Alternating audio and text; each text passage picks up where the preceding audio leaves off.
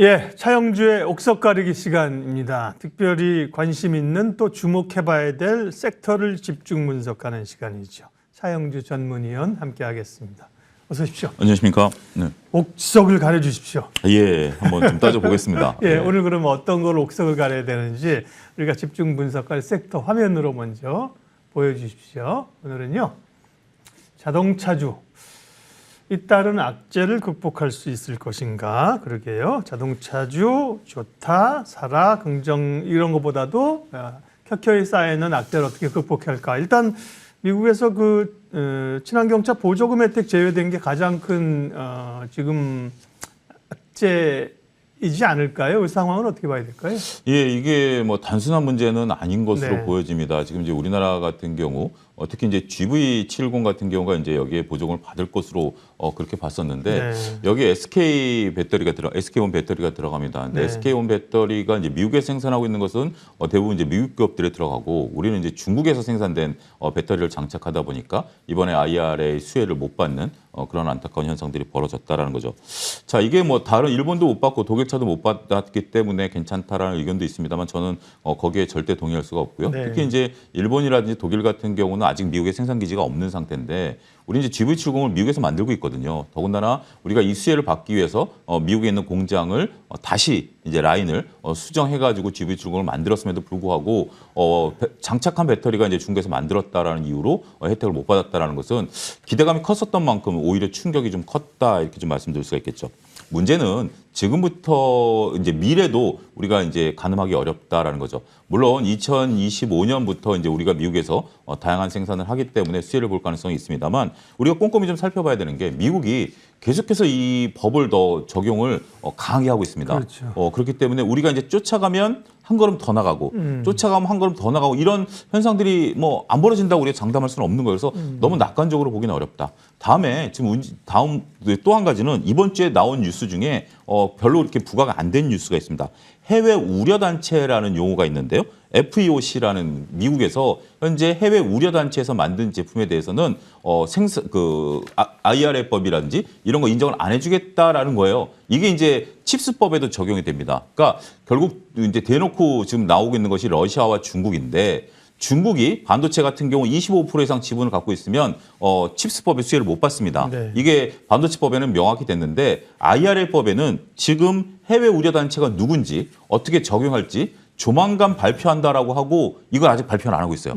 만약에 여기서 이제 중국이 들어가게 되면 우리가 지금 다양한 합작법인을 중국과 추진하고 있는 것들이 있거든요. 지분 투자라든지 이런 것들이 또 걸림돌이 될 수 있습니다. 보통 우리가 이제 주식시장에서 가장 싫어하는 게 불확실성이지 않습니까?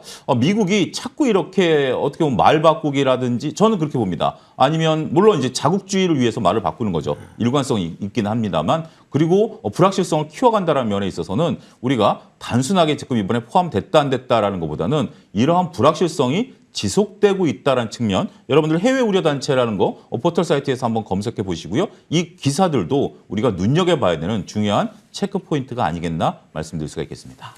현대차가 당면하고 있는 악재들 커플을 하나씩 벗겨보겠습니다. 그러면 이제 답이 나올 겁니다. 끝에는 미국에서 하반기로 갈수록 인센티브 비용이 부담이 될 수 있다. 이건 딜러들에게 주는 인센티브를 얘기하는 건가요? 뭐 여러 가지가 있는데 네. 지금 현재 지금 이제 보기에 따라서는 여러 가지가 있을 것 같습니다. 이제 미국에서 우리가 판매될 때는 우리나라랑 판매 방식이 다릅니다. 우리는 이제 저희가 현대차를 사게 된다라면 현대차 대리점과 가면 현대차와 계약을 맺는 거거든요. 근데 미국 같은 경우는 중국도 마찬가지 딜러제입니다. 그러니까 이제 우리 현대차가 딜러, 그러니까 소위 말해서 도매상들에게 자동차를 넘기고 도매상들이 소매 판매를 하는 거거든요. 그렇기 때문에 미국은 딜러들마다 가격이 다 다릅니다. 하나의 가격으로 정해진 게 아니고 우리가 잘 아는 조지 지라드 같은 경우도 막대한 차를 판매하다 보니까 염가로 판매해가지고 판매왕이 된 그러한 어떤 상황이다라는 건데 만약에 차가 안 팔리게 되면 뭐 아무래도 차를 팔기 위해서는 딜러들에게 어떤 뭐 인센티브를 좀 많이 줘야 되겠죠. 이런 부분들이 있죠. 왜냐하면 딜러들 입장에서 보면 하나만 거래하는 딜러들도 있습니다. 있습니다만 여러 차종을 거래하는 딜러들이 있기 때문에 딜러 입장에서는 인센티브가 많은 쪽에 차를 적극적으로 판매하려는 경향이 있겠죠. 이런 부분들이 되는 거죠. 또 한 가지는 이러한 것들에 대한 얘기들을 지금 보면 미국에서 과연 보조금을 지속적으로 줄 수 있느냐 이 문제도 지금 부각되고 있습니다. 지금 뭐 연관성을 잘 안 하시는 분들이 있는데 6월 달이 되면 미국이 부채 한도 협상을 해야 됩니다. 그렇죠. 부채가 이제 해야 되는데 지금 이게 어디서 불똥이 튀냐면 트럼프 대통령으로서 불똥이 튑니다. 자동차와 웬 트럼프? 트럼프 대통령이 미국 역사상 처음으로 형사 기소가 됐습니다. 이건 미국 역사에서 최초로 이뤄진 것이고요. 그런데 지금 일부 강경 공화당 의원들이 공식적으로 우리 부채 협상 안 하겠다라고 지금 선언을 해버리고 있습니다. 그러면 공화당 입장에서 보통 이제 우리가 부채 협상은 공화당과 민주당이 정치적인 이슈를 좀 주고받으면서 그동안 자연스럽게 넘어왔는데 공화당이 지금 일부 강경론자들이 강경론을 펼치면 민주당에서 뭔가를 내줘야죠. 그런 상황에서 지금 공화당에서는 지금 현재 이렇게 보조금 주는 거 손보겠다. 이렇게 지금 선언을 해버린 상황입니다. 그렇기 때문에 이런 정치적인 지형이 현재 지금 이런 보조금이라든지 이런 것들에 대한 영향도 미칠 수 있다는 거. 그래서 단순하게 미국 정부가 주는 보조금, 그다음에 우리 현대차가 미국에 지불해야 되는 인센티브에 대한 부분들, 이런 부분들이 정치적인 그다음에 경영적인 면에 있어서 종합적인 변수로 아직까지 남아 있다. 이렇게 말씀드릴 수가 있겠습니다. 두 가지 좀 부담스러운 얘기였고요. 자동차주와 관련돼서 긍정적인 기대도 많아요. 이번 주에 삼성증권에서 자료를 냈는데 2026년이 되면 현대기아차가 글로벌 1위로 올라갈 수 있다. 그렇죠? 그런 기사가 있었거든요. 네. 결국 친환경차 많이 팔게 되고 지금은 아마 통틀어서 하게 되면 뭐 한 3위권 정도 그렇죠. 일 거예요. 그런 그 친환경 시장을 주도하면서 단기적은 아니지만 이제 현대차가 세계 시장을 주도할 수 있다. 이런 그 뉴스나 전망에 대해서 위원님 생각은? 저도 상당히 기대가 많습니다. 특히 이제 그러한 어떤 뭐 중간적인 지표라고 한다면 미국에서 드디어 점유율이 10%가 넘었죠. 네. 점유율이 10%가 넘기 시작했고 유럽에서도 거의 뭐 10%에 육박하는 9% 정도죠. 이게 상당히 좀 의미가 있는 게 우리가 이제 지나다니고 이제 차가 이제 다니면서 보면 저기 현대차가 지나가네. 이게 어떻게 보면 뭐 보이지 않는 광고죠. 그리고 눈에 익다 보면 자연스럽게 판매가 늘어나는 거죠. 만약에 5% 3% 정도라면 우리는 의미 있다라고 볼 수 있지만 미국 소비자 입장에서 보면 거의 보이지 않는 차죠. 5% 6%면. 그런데 이제 10% 정도면 10대 중에 한 대. 우리가 이제 불과 한 2, 3년 전만 하더라도 전기차가 지나가면 야 신기하다 맞아요. 이렇게 봤었습니다만 요즘은 좀 흔하죠. 흔하죠. 그러다 보니까 또 익숙하게 되고 인프라도 되게 되고 그다음에 자연스럽게 AS도 되기 때문에 저는 이제 이분이 굉장히 중요하다라고 봐요. 근데 문제는 이제 도전이죠. 테슬라가 이제 도전장을 던졌죠. 가격 인하 압박을 던지면서 이런 도전장을 던졌는데 한 가지 또 고무적인 것은 테슬라 갖고 계신 분들에게는 이번 1분기 실적에 대해서 여러 가지 이제 뭐 이거는 제가 시간상 말씀 안 드리겠습니다만 매출 총 영업 이익률이 20% 이하로 떨어졌어요. 네. 그런데 이제 현대기아차 이제 실적 발표 1분기 때 잘 봐야 되지만 과거 수치로 본다면 현대기아차는 20%가 넘거든요. 그러니까 그동안에 현대기아차보다 테슬라가 우위라고 봤었던 것 몇 가지 중에 하나가 매출 총 영업 이익률이거든요. 근데 이게 만약에 테슬라가 꺾였다라면 테슬라는 자금 압박을 받기 시작할 거고요. 현대기아차가 이걸 유지했다라면 현대기아차는 오히려 승기를 잡은 거죠. 그런 부분들에 있어서는 우리가 이제 이번 1분기 실적에 있어서의 분석 이거 굉장히 중요하다고 보고 더군다나 지금 현대기아차 같은 경우 최근에 주가가 강하게 올랐었던 것 중에 하나가 우리나라가 이제 수출하는 5대 재벌 기업 중에 현대기아차가 1분기 실적이 가장 좋을 것으로 보고 있는 거 아니겠습니까? 네, 그렇죠. 증권가에서는. 그래서 이번 1분기 실적은 잘 나올 것이에요. 근데 이제 2분기부터 우리가 이제 보조금이라든지 다양한 어떻게 보면 지금 미국에서도 오늘 또 거론됐던 게 경기 둔화에 대한 어떤 우려감들 아니겠습니까? 이런 것들이 이제 나타나긴 하겠습니다만 현재 지금 현대기아차가 나타나고 있는 거 미국에 이제 보조금을 못 받는다라는 조금 안타까운 뉴스이지만 본업에 있어서는 잘하고 있다. 더군다나 제네시스 시리즈라든지 이런 것들이 굉장히 잘하고 있고 지금 렉서스가 어디 브랜드인지 모르시는 분들이 많을 거예요. 렉서스는 토요타 아니에요? 그러니까 렉서스는 하나의 렉서스인데 네. 이게 도요타인지 닛산인지 순간 헷갈리시는 분들이 있을 거예요. 이게 그러니까 회사 브랜드가 돼버린 거죠. 그렇죠. 넥서스가. 하나의 브랜드가 맞아요. 돼버린 겁니다. 그러니까 맞아요. 우리가 이제 제네시스라는 것이 미국에서는 강남에서도 그렇고 현대차 매장에서 안 팝니다. 제네시스 전용 매장이 있죠. 그러니까 현대기아차의 이미지에서 제네시스라는 브랜드 이미지를 떼어낸 거가 지금 먹히고 있다라는 거죠. 미국에서 굉장히 잘 팔리고 있고 이건 렉서스 효과를 우리가 답습한 건데 이러한 시너지 효과는 상당히 오히려 우리한테는 좀 좋을 수가 있어요. 왜냐하면 현대기아차 하면 여전히 이게 사람들의 생각이라는 게 쉽게 안 바뀌는데 야 제네시스는 타보니 좋다? 라는 것처럼 그러한 전략을 현대기아차가 꾸려가고 있다라는 측면에 있어서는 상당히 좋고요. 우리가 이제 아이오닉 같은 경우도 야 이게 기아야? 현대야? 순간 헷갈리시잖아요. 아이오닉으로 밀지 현대 아이오닉으로 밀지 않는 것처럼 이런 것들도 현대가 브랜드 관리를 잘하고 있다. 이렇게 좀 말씀드릴 수가 있겠습니다. 제목은 자동차주 잇따른 악재를 극복할 수 있을까 했는데 점점 이제 분석이 좋아집니다. 네. 네. 실적 얘기하셨으니까 실적 얘기를 먼저 좀 다루면요. 1분기 지금 실적 컨센이 영업이익이 2조 9천억, 거의 3조 원 육박한데 당연히 삼성전자 1분기 지금 뭐 1조도 안 6천억인가 됐잖아요. 네, 그러니까 그렇습니다. 뭐 삼성도 훨씬 잘 나오는데 문제는 1분기는 잘 나오는데 위원님 말씀은 2분기, 3분기는 또 확인해야 된다? 그렇습니다. 네. 우리가 이제 그 부분이 가장 네, 중요한 부분들이다라는 것들이죠. 작년에도 작년에 한 2분기 실적이 굉장히 잘 나왔었는데 네. 환율 효과를 빼고 봐야 된다라고 제가 MTN에서 계속 말씀드렸고 환율 효과를 빼니까 판매량이 좀 감소했죠. 이게 좀 안타까운 현상이 되면서 주가가 다시 조정을 받았습니다만 이번엔 실적이 굉장히 잘 나오는데 환율 효과가 별로 없었지 않습니까? 작년에는 1,400원대 환율이었고 지금은 1,300원대 환율인데 이 정도가 나온다라면 굉장히 고무적이고요. 그다음에 이제 이런 어떤 그 거대 장치 산업 같은 경우 영업이익률이 좋아진다라면 감가상각 비용에 대한 부담이 없는 거예요. 보통 우리가 이제 이 새로운 산업을 하기 위해서 특히 이제 막 공장을 지어야 되면 이 공장에 들어가는 비용들을 일정 부분 회계상 떨어내야 되거든요. 그런 부분들이 있는데 지금 현대기아차 같은 경우 제네시스라든지 여러 가지 부분에 있어서 판매가 나름대로 유지가 되고 있다. 이건 굉장히 좀 고무적이다라고 좀 볼 수 있겠죠.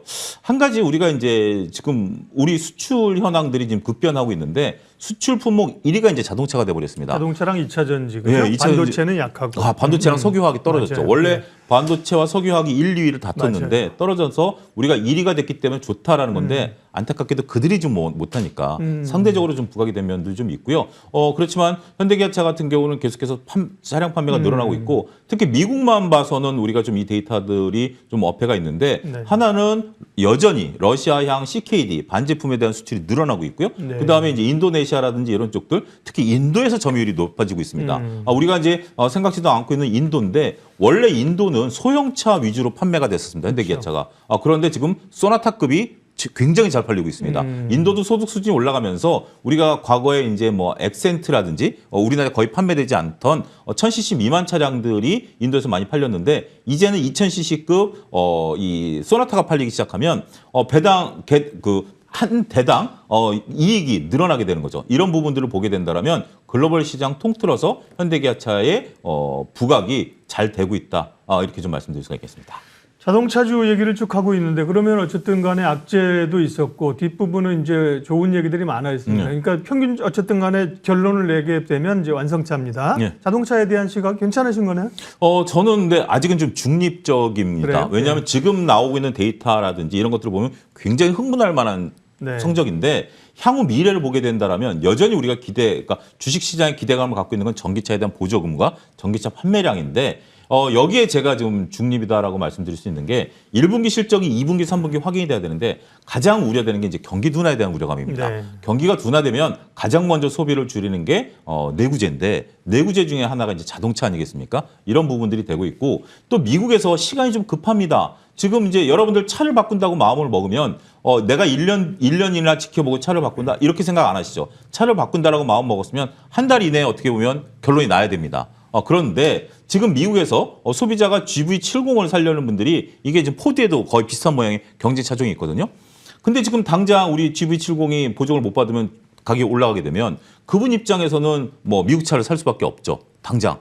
근데 이 자동차란 재화가 한번 팔리면 2, 3년 만에 바꾸는 차가 아니잖아요. 그렇죠. 보통 5년, 6년 되니까 예. 일단 그쪽이 판매가 돼버리고 나면 우리한테는 기회가 없어진다는 측면에 있어서는 저는 일단은 중립적인 시각으로 놓고 우리가 이제 체크해야 될 사항들이 많다. 여기서 긍정적인 시그널이 나온다라면 굉장히 좋지만 기대감은 갖고 있습니다만 자칫 삐끗하게 된다라면 조금 횡보하는 기간이 길어질 수도 있다. 이렇게 말씀드리고 싶습니다.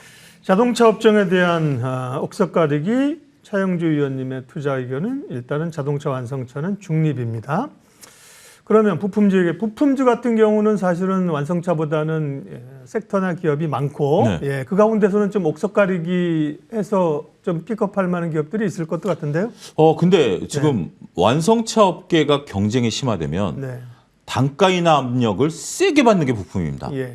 지금 이제 테슬라 같은 경우 결국 영업이익률이 떨어진 거 아니겠습니까? 저는 그러면 2차 전지 업체에서 그러니까 결국 테슬라가 이번에 목표로 하는 게 QA 확대죠. 점유율을 지키기 위해서 그렇죠. QA 확대가 되면 부품이 늘어나서 셀들이 팔리지 않겠는가라는 건데 테슬라 입장에서 보면 자기네들이 영업이익률이 깎아먹게 된다라면 단가 인하 압력이 굉장히 세게 들어올 가능성이 높습니다. 보통 이거는 여러분들 기업해 보신 분들은 익히 아실 겁니다. 나 혼자 그냥 고통분담하자라고 들어온 거죠. 그래서 Q가 늘어나지만 가격이 떨어질 가능성이 있기 때문에 저는 부품사들에 대해서는 지금 Q가 확연히 그리고 이익이 확연히 늘어나지 않는 조건이고 더군다나 1% 2% 영업이익률 싸움이라면 부품사 입장에서는 Q가 늘어난다고 좋은 것보다는 잠재적인 큰 악재를 어깨에 무거운 짐을 하나씩 떠안고 있다. 저는 이 점도 여러분들이 파악해내야 되지 않을까 싶습니다. 그러면 자동차 부품주도 중립이에요? 부품주들은 전 중립이고요. 그중에서 이제 제가 나름대로 보고 있는 것은 네. 아무래도 뭐 현대 모비스 같은 경우 예. 현대차 내에서 전장 사업을 맡을 가능성이 높고요. 이런 쪽들에 대해서는 장기적인 뷰로 긍정적이다. 어쨌든 이것은 단기적인 흘림보다는 영업이익이 낮다 하더라도 꾸준히 우상할 수 있는 그런 부분들이 있기 때문에 저는 뭐 나름대로 틈새 전략으로서는 역시 중소형주보다는 대형주로 보자 이렇게 말씀드릴 수 있습니다. 현대모비스. 네. 네. 부품주 가운데서도 대형주 현대차와 궤를 같이 하는 현대모비스 관심주를 주셨고요. 네. 예, 모비스입니다. 모비스. 현대모비스로 관심 주시고요. 네. 자동차주 얘기를 쭉 해서 이제 거기에 대한 그 시중의 레포트나 자료들을 차영주 의원님 시각에서 뷰를 정리를 해 주신 거고요. 예. 금요일이다 보니까 다음 주 일정까지 정리를 해 주려고 가져오셨군요. 마지막으로. 네. 다음 주 이제 대통령께서 이제 방미하십니다.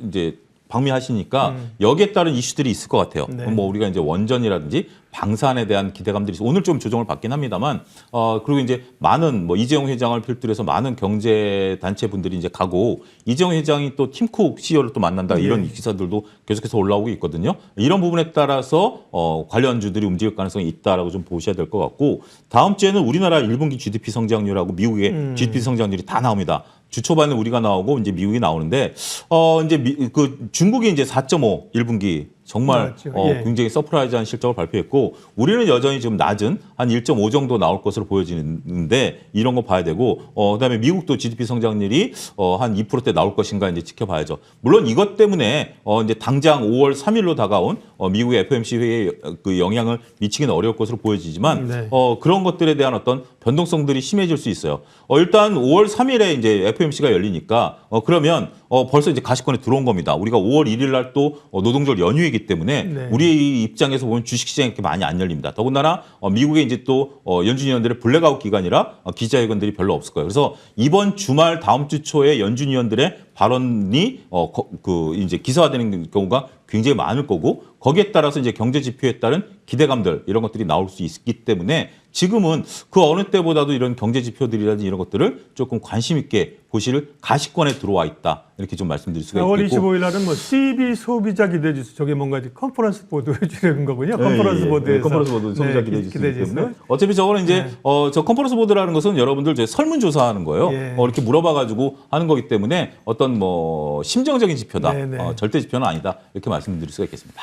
차영주의 옥석 가리기 오늘 자동차주 얘기였습니다. 우리가 사실 많은 리포트와 시각이 있잖아요. 그걸 이제 어떻게 우리가 중심을 잡아야 될지가 궁금한데 차영주 의원님께서 차 의원님의 시각으로 이거를 얘기를 해주시니까 도움이 많이 됩니다. 차영주 전문위원 함께했습니다. 고맙습니다. 감사합니다.